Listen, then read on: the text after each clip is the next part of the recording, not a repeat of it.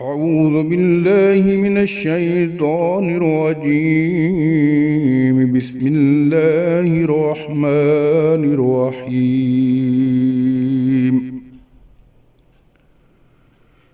وإلى مدين أخاهم شعيبا قال يا قوم اعبدوا الله ما لكم من إله غيره ولا تنقصوا المكيال والميزان إني أراكم بخير وإني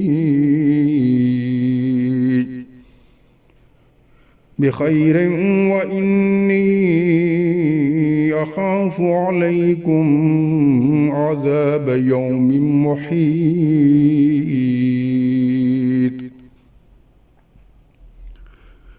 ويا قوم أوفوا المكيال والميزان بالقسط ولا تبخسوا الناس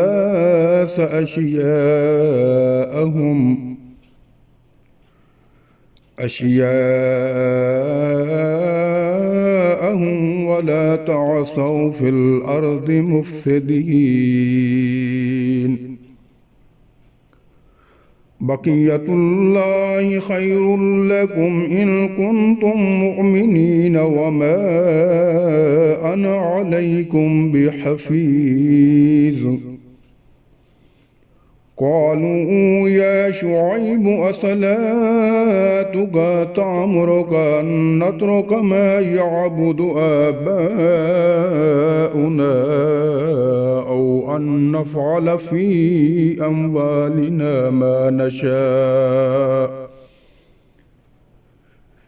إنك لأنت الحليم الرشيد. قال يا قوم أرأيتم إن كنت على بينة من ربي ورزقني منه رزقا حسنا وما أريد أن أخالفكم إلى ما أنهاكم عنه إن أريد إلا الإصلاح ما استطعت وما توفيقي إلا بالله عليه توكلت وإليه أنيب. ويا قوم لا يجرمنكم شقاقي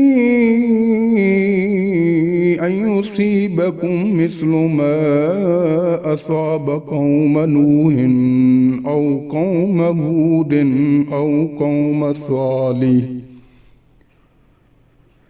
وما قوم لوط منكم ببعيد.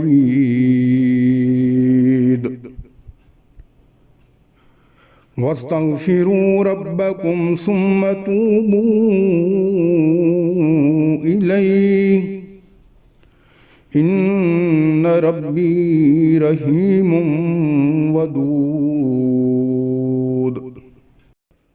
قالوا يا شعيب ما نفقه كثيرا مما تقول وإنا لنراك فينا ضعيفا ولولا رهطك لرجمناك وما أنت علينا بعزيز.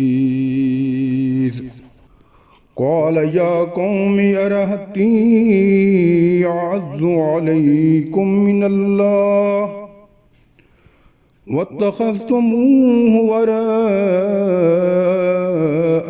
ظهريا إن ربي بما تعملون محيط.